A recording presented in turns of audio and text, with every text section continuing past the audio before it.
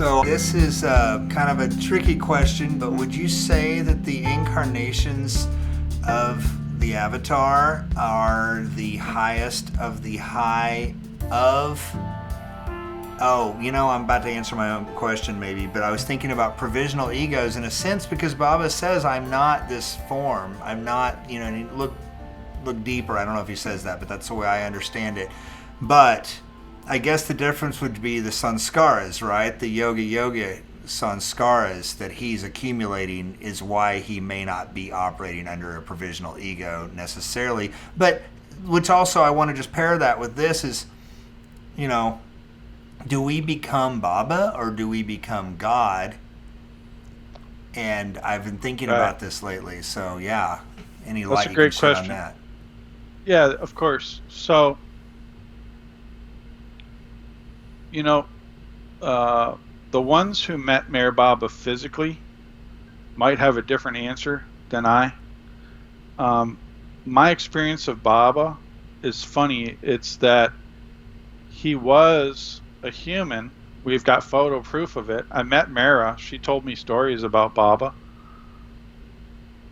So we know he lived. Erich talked about what it was like to help Baba's form and his going around with Baba and what it was like. So we know he lived. And yet Baba said, I am not this body. Baba said that very clearly many times, I'm not this body. So neither are you. When he says I am not this body, he's also saying at the same time, Ben is not this body. Laurent is not this body. Vanessa is not this body. What he says is true for all. It's even true for my dog and my cat, right? My cat is Khadija. Khadija is not that cat form. But until we have the realization and the experience of that, it's just intellectual understanding. So when I am self-realized or God realized, I can just tell you my belief, my intuitive knowing is I will become one with my beloved. And my beloved before this lifetime, go back, 10, 20 lifetimes, might have been a different manifestation of the Avatar, but it's still my beloved. And when he came as Meher Baba, I recognized my beloved returned. And I'm married to my wonderful wife Vanessa, and this is her current form, but she's not that body and I'm not this body, but our souls knew each other. I don't know from when and how, but we recognized each other and we're married, and I love her. And I don't love her because of her form. I love her and she has a form. And I don't love Baba because he's a man. I love him and he's a man. So when I become merged and have union with my beloved, you can call it whatever you want, but it's God and Baba and my real own higher self. It's my own soul. Baba says in God Speaks, if you read God Speaks carefully, he quotes a Sufi who says, for decades I held on to the hem of your garment until I woke up to my own divine nature and I realized it was my own garment I was holding. It's a mystical truth. It's a big circle. But in order for that circle to become complete, love is required, obedience is required, and surrender is required. And then it's like the game. When you win the game, you're the game and the pieces and the playing and the laughing and the frustration. You're all of it. It's not. There's nothing that you're not, right? You're all of it. Wow. So you're love and the beloved and the lover all in one, and you know it. There's no more separation. And then you have the right to speak with the voice of God because you are that. There's not, it's like Baba said, I would be dishonest if I said I'm not the Avatar. I know I am the Avatar. And he didn't say it to get followers. He said it for us so that we would know. He didn't say it for himself. Man, that was so beautiful. Thank you so much. Oh, I love it. And I think too about how the reflection in Maya um, does hold the image of the truth. And like my son the other day, he was asking me about a tree or something. And I said, "Are you sure that's a tree?" And he said, What do you mean, Dad?" And I said, "Well, I mean, what is that tree without the ground?" And he said, "Oh, wow, And I pointed out, well, what is the ground without the earth, and what is the earth without the sky, and what is the sky without space? I mean, we put these labels on everything, but it's all intertwined. And to your point, it leads me to, what am I without God? And this label that I've just put on me, and we get it right from birth. We get a name, and I think that's another thing too, learning to take ignorance as ignorance and not as offense. An offense. It's not a negative term to say someone's ignorant. We're all ignorant. Until we know the truth, and the knowing doesn't come from here, as Baba states many, many times. That's right. That was That's so right. beautiful. I'm curious. Was your wife a Baba lover before you met? Because I know 3 of your kids are named after perfect masters. And I'm just curious that actually came before you guys met, right? And so I was curious if she was already Baba. How did she know about perfect masters? What was? Can we talk about that? Yeah, and I would like you to have her on the show, actually, and you could ask her also. She's got a tremendous amount of wisdom herself. I would love that. Awesome. That's excellent. Either you could have her on with me, or you could just interview her independently. She would love it, I'm sure. Let's be sure to make that happen. I love it. Yeah. So she came to Baba when she was 7 years old, when her parents went to visit Mehrabad. And so basically her whole life until, including right now, unless you count from before 7, she's been a Baba lover. Wow, how fortunate. Yeah, yeah. I think about that being parents too, because I know you've got 5 boys and I've got 4, and Baba talks about the spirit. I think it's in Discourses, I believe, the chapter about spiritual marriages. I'm trying to think of the name of that chapter, but I love that. Yeah, the sanctification of the married life. Thank you. And one correction, don't forget, I have a daughter who's an extremely wonderful soul, Aspen, and 4 boys. So awesome. Okay, I got one girl and 4 boys. 5 kids, not 5 boys. Got it. Correct. Correct.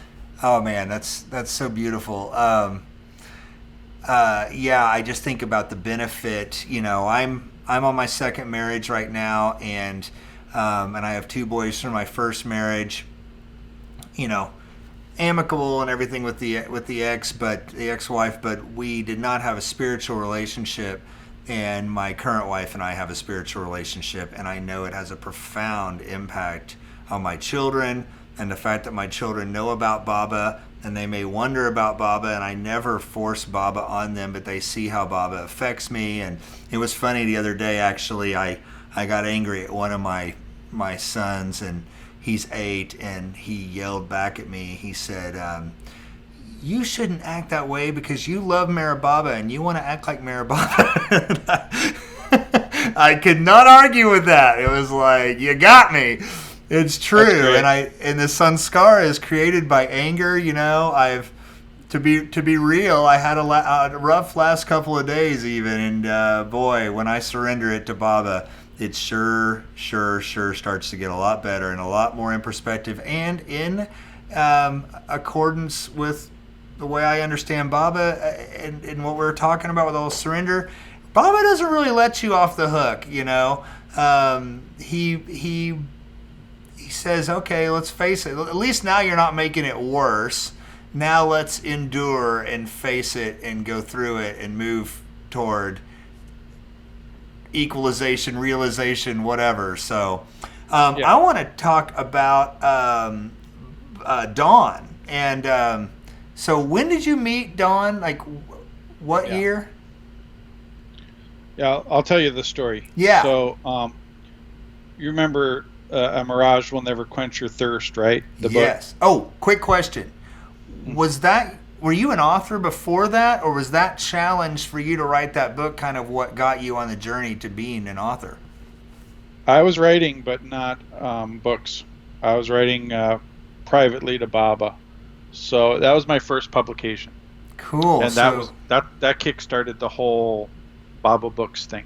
By Yes. the way, before we move on, real quick, I want to say too that I journal every day, and I look at that a lot as writing to Baba. I love that you put it that way. I don't actually like say Dear Baba, and I don't write it in that form, but my journaling is such an important way of how I connect with Baba on a daily basis and receive guidance for the day. And I just, to anyone questioning any of this, I encourage you. We don't necessarily have time to talk about today, but I know you were also, I think I'm saying her name correctly, Nan Umragar or Umragar or Nan Umragar. Anyway, Nan. I read her book, and that's very unique and interesting about her son who died, Carl, and went to the other side and said he was with Baba and started communicating. And it's an incredible book.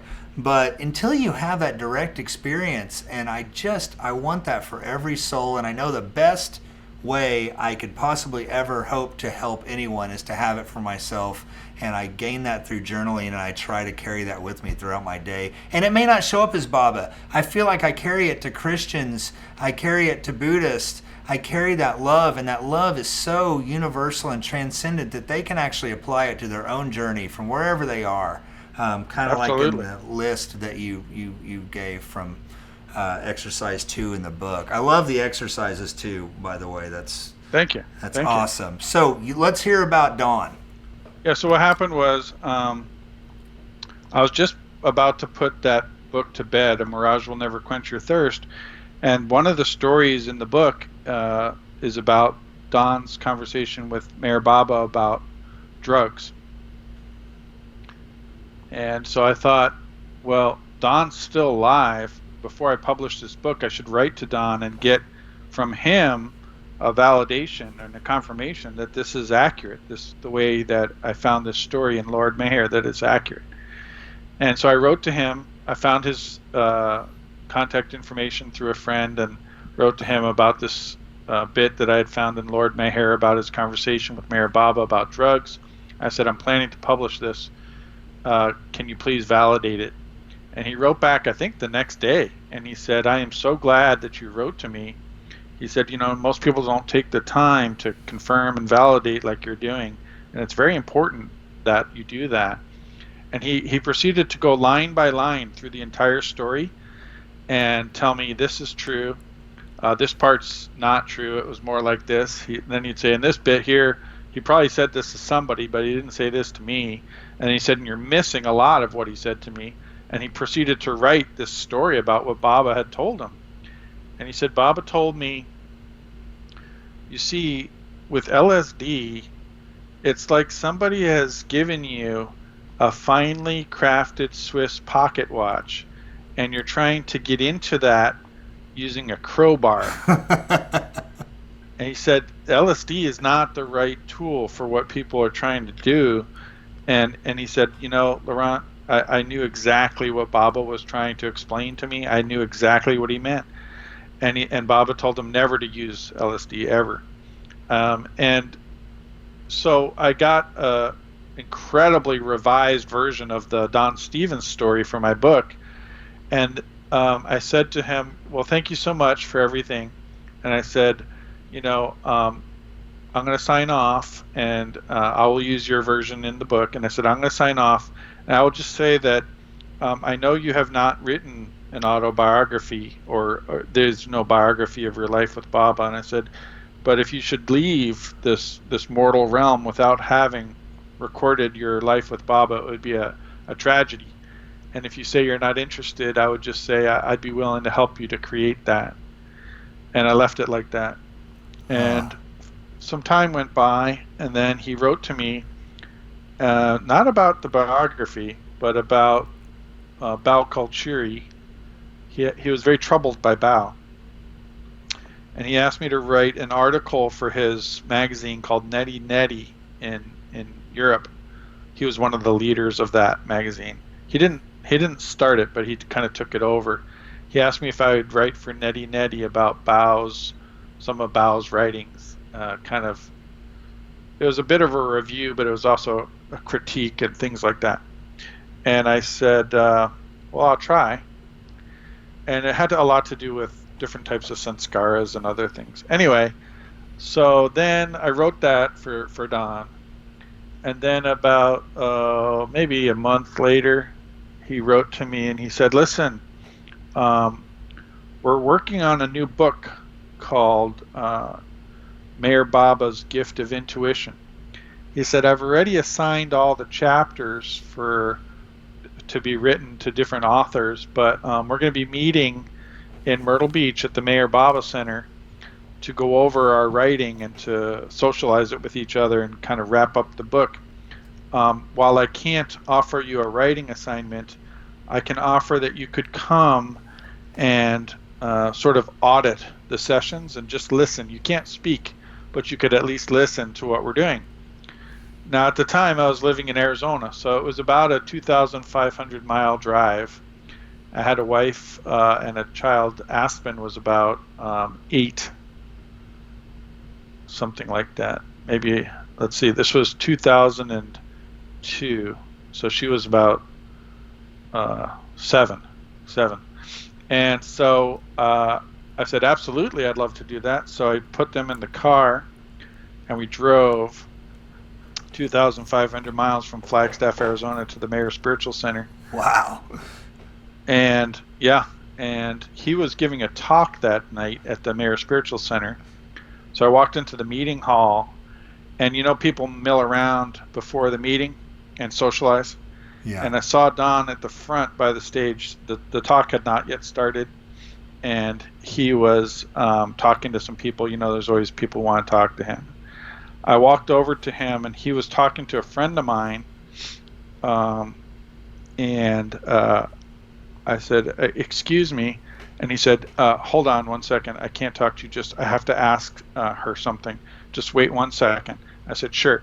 So I'm standing next to him, and he says to the woman, do you know where Laurent Weichberger is? He started laughing really hard. And she said, I sure do. And he said, oh, good. Can you please tell me? And she said, he's standing right next to you. Oh, that's awesome. And basically from that day that we met until he died, we just became closer and closer. What year was that? That was 2002. Okay, so that wasn't this picture right here. That was later. That was a couple years later when he asked me to accompany him on tours that he would take around the world, and we did. I went to many countries around the world with him, and he said that he always would wear a tie when he would do his work for Baba. Of course, we caught him in a case where he decided not to. But when he told me that, and many times he did wear a tie, I decided to meet him on that and wear a tie with him. Yes, so, I see you're wearing your tie, right. Yeah, I wanted to honor his nature, which was to be, he was very proper, presentable, very well groomed, very well spoken. And Baba said a lot of things about Don. I'm not sure if you're aware of that, but Baba was extremely happy with Don. I'll tell you one thing that Baba said, which is extraordinary. Baba was in America in 1952, and of course had the automobile accident in Prague, Oklahoma. And on his way back, he was on his way to California, and he didn't continue after the accident. He turned around, went back to North Carolina, got some medical attention at Duke University Medical Center, went up and recuperated a bit in New York City. Don met him in New York City before he went back to Switzerland and then eventually back to India. But so Don got to see him just before Baba left in 1952. And in Switzerland, one of Baba's disciples wrote to Don because Baba was talking about Don in Switzerland, and wrote to Don and said, you should know what Baba said about you here. Baba said, this trip to America, even with all the suffering from the accident, was worthwhile because of the opportunity I had to meet somebody of the caliber of Don Stevens. Wow. I know. And then he went on and he said, and providing it doesn't go to his head, of all the people I met in America, Don Stevens pleased me the most. And so Don told me when he received this letter from Switzerland, he burned it. Wow. Because it was starting to go to his head, do you think, or what? Well, he had tears in his eyes when he told me this story. And I think he was so humbled by Baba's words that it was almost unbearable to him. Oh my gosh. That is incredible. He also once told Don that he was, if I get this right, he was a nearly perfect blend of the head and the heart. Is that correct? Yes, that's correct. He said, Don, well, the way Baba would talk, Erich would be there, or Mani, or one of the Mandali. He would say, Don has an almost perfect balance of mind and heart. So the biography I'm writing is called An Almost Perfect Balance. Oh, I love the title. That's great. And if it doesn't go to your head, I want to say one of the things I was so excited about with talking to you is I feel like, here we have 2 degrees from Baba, really, because as you mentioned to me earlier, that Don was referred to as Baba by a close Mandali member. That's true. And he also told Billy Eaton that Don was one of the Mandali.